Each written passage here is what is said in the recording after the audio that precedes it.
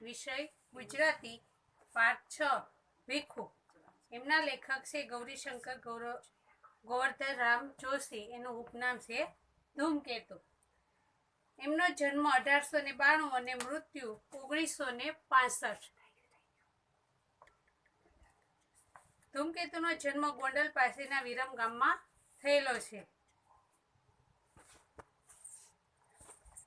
ગુજરાતી સાહિત્યમાં તેમણે ઘણું એવું યોગદાન આપ્યું છે, માટે તેને ધૂમકેતુનું ઉપનામ આપવામાં આવેલું છે. તેણે તણખલા મંડળ અને પોસ્ટ ઓફિસ, ભૈયાદાસ, રાજપૂતાણી, એક ટૂંકી મુસાફરી, જીવનનું પ્રભાત, પૃથ્વી અને સ્વર્ગ, હૃદય પલટો, આત્માના આંસુ વગેરે તેણે ટૂંકી એવી વાર્તાઓ આપેલી છે. આ પાઠમાં લેખક શું કહેવા માંગે છે? તો આ પાઠમાં એક ભીખુ છે, ભીખ માગીને પોતાના કુટુંબનું ભરણ પોષણ કરનાર છોકરો છે નાનકડો. તે પોતાનું પાત્ર જોઈએ તો આપણા હૃદયને સ્પર્શી જાય તેવું છે. વહેંચીને ખાવું, પોતે વેઠીને મા ભાઈ ભાંડુઓને વિશેષ ખ્યાલ રાખવો, તે એના લાગણીનું સ્વરૂપ આપણને અહીં વહેતું જોવા મળે છે.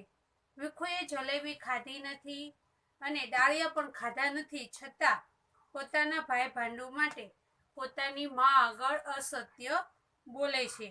પોતે ધરાઈને ખાધું છે એવું કહે છે.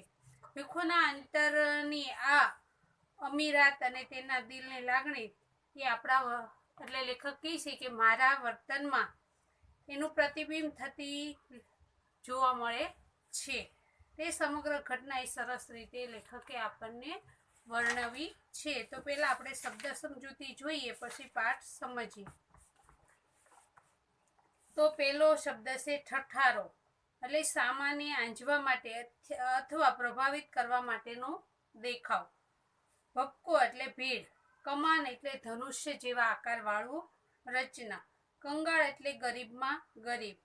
રહમ એટલે દયા. સરિયામ એટલે બધા માટે જાહેર. સહજ એટલે સ્વાભાવિક. સોફર એટલે પોતાના અંગત ઉપયોગ માટે રાખવામાં આવતો ડ્રાઈવર. ઉગારી લેવું એટલે બચાવી લેવું. હાફળા ફાફડા એટલે ગભરાયેલું. દયામણું એટલે દયા ઉપજે તેવું. જુલમ એટલે ત્રાસ. જીવન દોરી એટલે આયુષ્યરૂપી દોરી. કલદાર એટલે ચાંદીનો રણકાર વાળો સિક્કો. રાણી છાપ એટલે બ્રિટનમાં રાણી વિક્ટોરિયાની છાપનો સિક્કો. ભદ્ર એટલે અમદાવાદમાં આવેલા ભદ્રના કિલ્લાનો વિસ્તાર. વિલાસ એટલે મોજ મજા. સ્વર એટલે અવાજ. તૃષા એટલે ઈચ્છા. અનિમેષ એટલે મટકું માર્યા વગર જોવું. અનાયાસે એટલે સહજ રીતે. લીન એટલે એક ધ્યાન. સમાધિ એટલે ઊંડું ધ્યાન. ઘેલસા એટલે ધૂન. લગર વગર એટલે ચીથરે હાલ, અવ્યવસ્થિત. બાનો એટલે સન્નારી, મેડમ. મુસલમાન લોકો હોય એમાં જે સ્ત્રી હોય એને બાનું કહે છે. દ્રઢ એટલે મક્કમ. અંતરસ્વર એટલે દુઃખ ભર્યો અવાજ. નેળ એટલે સાંકડો રસ્તો. સ્તંભ એટલે થાંભલો. વદન એટલે ચહેરો. શર્મિંદુ એટલે ઝંખવાવું. ભાંડરડા એટલે ભાઈ બહેનો. સારવું એટલે એક જગ્યાએથી બીજી જગ્યાએ જવું. ઉદ્યોગ એટલે ધંધા રોજગાર. સંભાળવું એટલે યાદ કરવું. કળાવવું એટલે દેખાવું. હવે રૂઢિપ્રયોગ. ઉગારી લેવું એટલે બચાવી લેવું. વાત કળવાઈ જવી એટલે સમજાઈ જવી. રાડ ફાટી જવી એટલે ભયથી સીચ પડાઈ જવી. વદન કરમાઈ જવું એટલે નિરાશ થવું. બરાબર, અહીં આપણે શબ્દ સમજૂતી અને રૂઢિપ્રયોગ જોઈએ. હવે આપણે પાઠ સમજીએ. તો લેખક કહે છે કે સાંજના 7 થવા આવ્યા હતા. ઊંચે ચડેલા મિલના ધુમાડા નીચે ઉતરી વીજળીની રોશનીને ઝંખાવી રહ્યા હતા. એટલે આમાં શું કહે છે કે સાંજનો સમય હતો અને વીજ એટલે એમ કહે છે મિલ. આપણે અહીં અમદાવાદમાં ઘણી મોટી મોટી મિલો હોય છે, એના ધુવાડા નીકળતા હોય છે. ત્યારે શું કહે છે એ હવે તમને વીજળી એટલે હવે લાઇટો થાય, બરાબર, એટલે એમ કહે છે કે રોશની ઝાંખી થઈ રહી હતી. મોટર ગાડી, સાયકલ, માણસોના ઠઠ્ઠારાથી બજાર ભરચક હતું. બરાબર, આ ક્યાંની વાત થઈ છે? તો આગળ આપણને કીધું કે અમદાવાદમાં આપણે ભદ્રકાળીનો કિલ્લો આવ્યો છે અને ત્યાં કેટલી ભીડ હોય છે એ તો આપણે અવારનવાર જતા હોઈએ એટલે આપણને ખ્યાલ જ છે. તો લેખક આ વિસ્તારની વાત કરે છે કે આખું બજાર છે ભરચક હતું. અકસ્માતથી બચવા માટે હું ફૂટપાથ પર ચાલતો હતો. એ કંગાળ પર ઈતની રહમ કરો. એટલે લેખક જતા હતા અને એમના કાન ઉપર આવા શબ્દ, આપણે ઘણી વખત બહાર જતા હોઈએ બરાબર, તો લોકો માગવા વાળા બોલતા હોય છે કઈ ને કઈ, એટલે લેખકને આવો શબ્દ એના કાન ઉપર પડે છે કે એક કંગાળ પર ઈતની રહમ કરો. એટલે એમ કહે છે કે આ ગરીબ ઉપર કોઈ દયા કરો. દર્દથી ભરેલો શબ્દ પગને આગળ જતા થંભાવે છે. એટલે લેખક કહે છે એકદમ દર્દ ભરેલું હતું આ શબ્દમાં. એટલે લેખક ચાલતા હતા તો અચાનક એના પગ છે થંભી જાય છે. પાછા ફરીને જોયું તો હું 3 દરવાજા પાસે ઊભો હતો. એટલે લેખક કહે છે કે મેં પાછું વળીને જોયું તો ભદ્રકાળી આગળ 3 દરવાજા છે, ત્યાં લેખક ઊભા હતા. ફરી એ જ શબ્દ સંભળાયા. કયા શબ્દ? તો આગળ કહેતો હતો ને કે એક કંગાળ પર ઈતની રહમ કરો, એ શબ્દ ફરીથી લેખકને એના કાન પર સંભળાય છે. એટલે લેખક કહે છે કે મેં ડોકું કર્યું, જરાક ખેંચ્યું, એમ એને જોયું ડોકું ખેંચીને, તો દરવાજા વચ્ચેની સાંકડી કમાનમાં એટલે સાંકડી ગલીમાં એક અત્યંત કંગાળ સ્ત્રી બેઠી હતી. એટલે એકદમ ગરીબ સ્ત્રી છે ત્યાં બેઠી હતી. એટલી વારમાં તો મને રસ્તા વચ્ચે ઊભેલો જોઈ કેટલાક લોકો ધક્કા મારી આગળ ચાલવા લાગે. કેમ કે લેખક ઊભા હશે એ રસ્તા વચ્ચે હશે એટલે ત્યાં તો ભીડ કેટલી હોય છે, એકબીજાને ધક્કા મારીને બધાય જતા હોય છે. એવામાં વચ્ચેના સરિયામ માર્ગ ઉપર એક નાનકડા છોકરાને રસ્તો ઓળંગતા મોટરના મોંમાં મૃત્યુના મુખમાં જતો જોઈ મારી રાડ ફાટી ગઈ. એટલે લેખક કહે છે કે એટલી વારમાં સરિયામ એટલે જાહેર રસ્તા પર એક નાનકડો છોકરો રોડ ક્રોસ કરતો હતો અને એક મોટર આવે છે મોટરના મુખમાં, એટલે એમ કહે છે મોટર નીચે આવી જાય એવી સ્થિતિ જોઈ અને મારાથી રાડ ફાટી ગઈ. સહજ એ તરફ હું દોડ્યો. એટલે લેખક એ છોકરાને બચાવવા માટે દોડે છે, પણ એ પહેલા તો સોફરે અત્યંત ચાલાકીથી છોકરાને ઉગારી લીધો. સોફર એટલે ગાડી ચલાવનાર ડ્રાઈવર. એણે શું કર્યું? જે લેખક એને બચાવવા માટે દોડે છે એ પહેલા તો એ ડ્રાઈવર હતો, એણે ગાડીને બ્રેક મારી અને છોકરાને બચાવી લીધો. એની માં આગળ આવી હાફળી ફાફળી દોડતી તેના તરફ ઠપકો ભરી નજર નાખી હોર્ન વગાડી મોટર આગળ ચલાવી દીધી. એની માં પછી દોડતી ગમે તે બાળક હોય અચાનક આવી રીતે ગાડી નીચે આવી જતું હોય બરાબર, એ જોઈ બધાથી કઈ ને કઈ આમ બોલાઈ જાય એમ. એટલે એ લેખક એ બાળકને બચાવવા જાય છે. એ પેલા ડ્રાઈવર બચાવી લે છે, પણ એની માં અચાનક આવી જાય છે અને હાફળી ફાફળી એટલે એકદમ ગભરાયેલી જોઈ અને એ બાળકને લઈ લે છે. એ સમયે પેલો ડ્રાઈવર છે એ ઠપકા ભરી નજરે, એટલે કંઈક કહેવા માંગતો હતો પણ કંઈ બોલ્યો નહીં, ખાલી એની સામું જોઈ અને ગાડી લઈને જતો રહી છે. હું પાછો હટ્યો. એટલે લેખક કહે છે હું ફરી પાછો ત્યાંથી આગળ ચાલ્યો. ત્યાં એ જણા સાથે ભટકાયો. એટલે એમ કહે છે કે થોડા આગળ જાય છે ત્યાં ફરી પાછા ભટકાય છે. માફ કરજો માસ્તર કહીને એક જણો ભટકાતો ચાલ્યો ગયો. બરાબર, પાછો ફરી એક માણસ છે એ લેખક સાથે ભટકાય છે ત્યારે એમ કહે છે માફ કરજો સાહેબ, એમ કરી પછી એ આગળ જતો રહે છે. એટલામાં તો પેલી કંગાળ સ્ત્રીના એના એ શબ્દો ત્રીજી વખત સંભળાયા. લેખક કહે છે કે જે પેલા 2-3 વખત એને જે શબ્દ સાંભળ્યો એ ફરીથી એના કાને સંભળાય છે. એક કંગાળ પર ઈતની રહમ કરો. એ સ્ત્રી બેઠી હતી એક ખૂણામાં. અંધારામાં મેં નજર ફેરવી. તેના પગ પાસે ઉઘાડે શરીરે 3 છોકરા સૂતા હતા અને ખોળામાં એક નાનકડું બચ્ચું દયામણું મોં રાખીને આવનાર જનારની સામે જોયા કરતું હતું. હવે એ પેલી સ્ત્રી બેઠી હતી એનું વર્ણન કરે છે લેખક. તો કેવું હતું? તો એકદમ અંધારી ગલીમાં એ સ્ત્રી બેઠી હતી.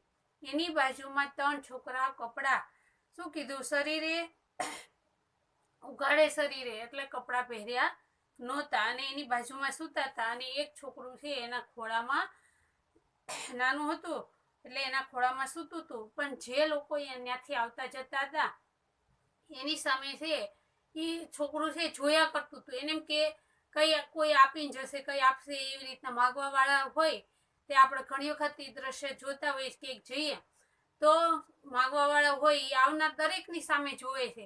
એને આશા હોય છે કે આ વ્યક્તિ કઈ આપશે, આ આપશે, એટલે તે નાનું જે છોકરું હતું એને એમ થાય છે કે જે પણ નીકળે કે કોઈ આપશે આપશે, એટલે એ એની સામે આવનાર જનારની બધાની સામે જોયા કરે છે. બાઈ અશક્ત હતી એટલે એકદમ શક્તિ નહોતી, અને ગરીબી તેના પર અસહ્ય જુલમ કરી રહી હતી, એટલે ગરીબી અતિશય એ ગરીબીમાં હતી. ઊંડા ખાડા જેવી આંખમાંથી તેજ પસવારી રહ્યું હતું. પોતે છોકરા માટે જીવન દોરી લંબાવતી હોય એમ એના મોં ઉપર દેખાતું હતું. એટલે શું કહે છે કે બાઈની આંખો છે એકદમ ઊંડી જતી રહી હતી, અને પોતાના છોકરાને જીવાડવા માટે જીવતી હોય એવું લેખકને લાગતું હતું. મારો હાથ એકદમ કોટના ખીચામાં પડ્યો, એટલે લેખક કહે છે કે લેખકને દયા આવી ગઈ, એટલે એનો હાથ છે એ એને કોટના ખીચામાં નાખે છે. એ ખીચામાં 2 કલાક પહેલા જ કલદાર છાપણી રાણી છાપના રૂપિયા સાથે ભદ્રમાંથી શહેર તરફ મુસાફરી કરી હતી, પણ અત્યારે તે ભોઠો પડ્યો. માત્ર 3 પૈસા જ હાથે ચડ્યા. શું થયું? લેખકને દેવાતા પૈસા, પણ જ્યારે એ આવ્યા ભદ્રએ ત્યારે એની પાસે શું કીધું કે કલદાર રાણી છાપના સિક્કો હતો, પણ એ મુસાફરી દરમિયાન એને વપરાઈ ગયો. હવે એના ખીચામાં ફક્ત 3 પૈસા જ હતા. 9 આના સિનેમા અને રોકડા 6.25 આના હોટલે ઉપાડી લીધા હતા. શું કહે છે? લેખક પાસે જે પૈસા હતા એમાંથી 9 આના છે એને પિક્ચર જોવામાં વાપર્યા હતા, અને 6.25 આના છે એ હોટલમાં જમવા ગયા ત્યાં આપ્યા હતા. સાધારણ માણસોના આવા તદ્દન સામાન્ય વિલાસમાંથી પણ ઘણા જણ પોષી શકાય તેમ છે. એ પસાર થતા જતા વિચારની સાથે હાથ ખીચામાંથી બહાર આવ્યો. પછી લેખક વિચારે છે કે જો સાધારણ માણસ હોય, બરાબર, એટલે પૈસે ટકે સુખી માણસ હોય, એના ખર્ચા હોય છે ને એટલામાં ગરીબ માણસોનું જીવન ચાલતું હોય છે. આવો વિચાર લેખકને આવે છે, કેમ કે લેખક પહેલા પિક્ચર જોઈ આવ્યા, પછી જમી આવ્યા. એને એમ થયું જો આ પૈસા હોત એ મેં મોજ શોખમાં ન વાપર્યા હોત તો આ ગરીબનું અત્યારે જમવાનું થઈ જાય. આવો લેખકને વિચાર આવે છે. એટલે એમ કહે છે કે એક સાધારણ માણસ, એક પૈસાવાળા માણસનો જે મોજ શોખનો ખર્ચો હોય છે એટલામાં એક ગરીબનું ઘર ચાલે છે. 3 પૈસા પેલી બાઈના હાથમાં પડ્યા, અને પૈસાના ખખડાટથી જાગેલું એક છોકરું મને ફરી સતાવે એ પહેલા જ હું દૂર થઈ ગયો. અનાયાસે છોકરાના શબ્દો કાન પર પડ્યા. માં, કંઈક ખાવાનું છે? શું છે? લાવ જોવું. એટલે પછી લેખક પાસે જે 3 પૈસા હતા ને એ એને પેલી સ્ત્રી હતા એના વાસણમાં નાખ્યા, એટલે થોડો અવાજ થયો, ખખડાટ થયો, એટલે એક બાળક જાગી ગયું, અને એને એમ કીધું કે માં, કંઈક ખાવાનું છે? ખાવાનું તો ભાઈ લાવે ત્યારે ને, પણ એ ગયો ક્યારનો ગયો છે. શું કહે છે કે ખાવાનું લેવા તો ભાઈ ગયો છે. ક્યાં લેવા ગયો છે? બહુ બધી વાર લાગી ગઈ. પાછળથી લારીવાળાનો હટો ભાઈ હટોનો અવાજ સાંભળતા હું એક તરફ ખસ્યો, અને સિંગોડાવાળાના એક જાતના સ્વરની વચ્ચે થઈ પગથી પર ચડી ગયો. શું કહે છે? પાછળથી લારીવાળો, સિંગોડાની લારીવાળો નીકળ્યો.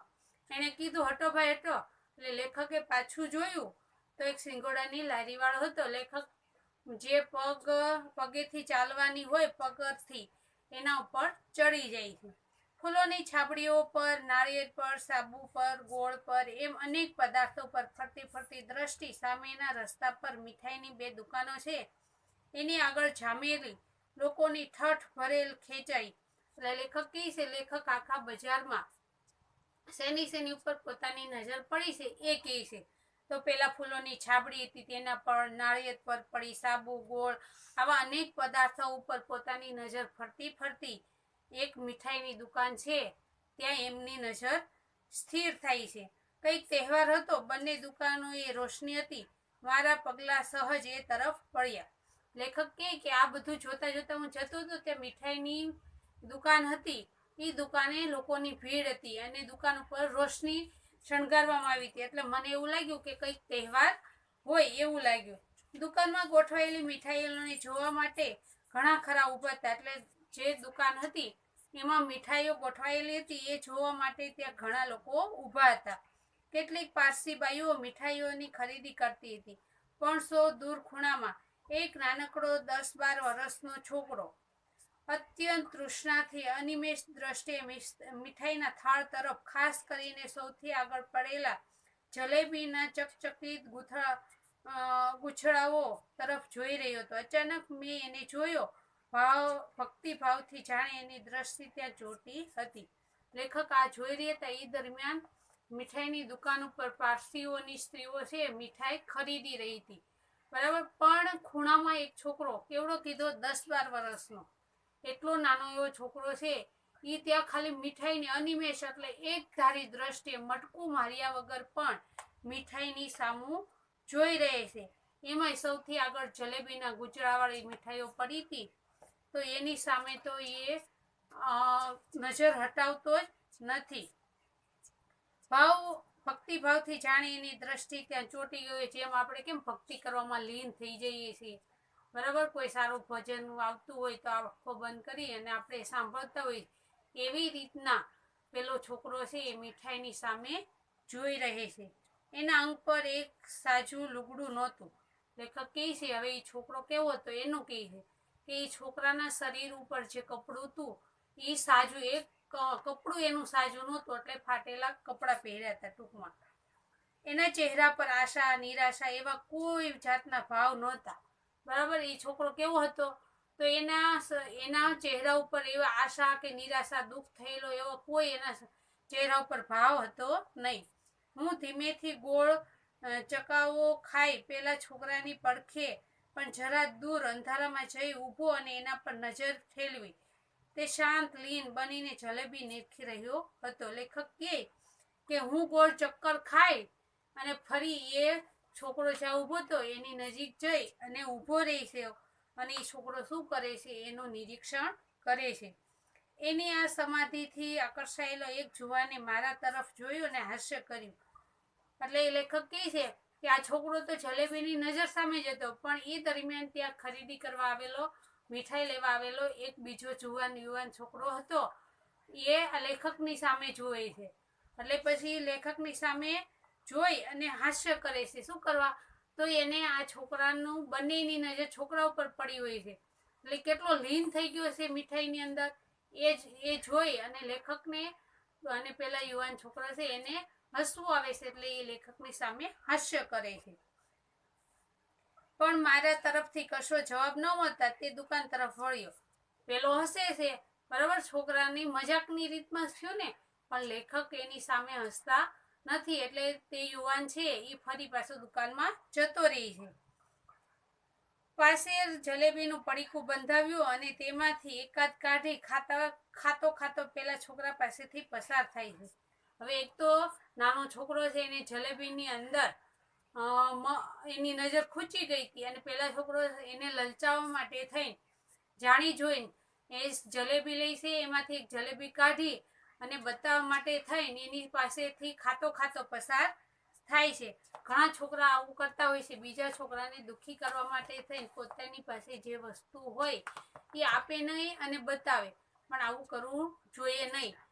એને પણ ખાવાની ઈચ્છા હોય તો આપણે આપવું જોઈએ. અધીરી ઘેલસામાં પેલા છોકરાએ જરાક હથેળી લંબાવી સુગંધ લઈ શકાય એટલે નજીકથી પડીકાવાળા જુવાન સાથે જલેબીને પસાર થતી જોઈ તેનું મોં પાણીથી થઈ ગયું. પેલા છોકરો શું કર્યું, એકદમ એની નજીક ગયો જાણી જોઈને, એટલે જલેબીની એકદમ સુગંધ આવી અને એને એમ થયું કે પેલો છોકરો મને આપવાનો છે, એટલે થોડુંક એ હાથ લંબાવે છે. પણ ઓલો છોકરો તો જાણી જોઈને એની પાસેથી પસાર થાય છે. તો એકદમ જલેબીની સુગંધથી નાનો છોકરો છે એના મોઢામાં પાણી આવી જાય છે. તે પગના અંગૂઠા પર જરાક ઊભો થયો, નીચો થયો, ફરી શરીર ઊંચું કર્યું અને તરત જ નીચો થઈ પોતાનો ભોઠો પડેલો હાથ તેને પોતાના લગર વગર કંગાળ પહેરવેશમાં છુપાવી દીધો. શું કર્યું, પહેલા તો એને એમ થયું કે પેલો છોકરો એને જલેબી આપવા માટે આવ્યો છે, એટલે એ શું કરે છે કે હાથ લાંબો કરે છે, પણ પેલો આપતો નથી. એટલે છોકરાને થોડીક શરમ આવી જાય છે. એટલે એ પોતે થોડોક ઊંચો થાય, નીચો થાય, એવું બધું કરી અને જે લંબાવેલો હાથ હતો એ શરમાણો, એટલે પછી એના જે ફાટેલ કપડાં હતા એની અંદર સંતાડી દે છે. અહીં સુધી આપણે પાઠ રાખીએ. હવે આગળનું આપણે બીજા ભાગમાં જોઈશું. જય ગણેશ.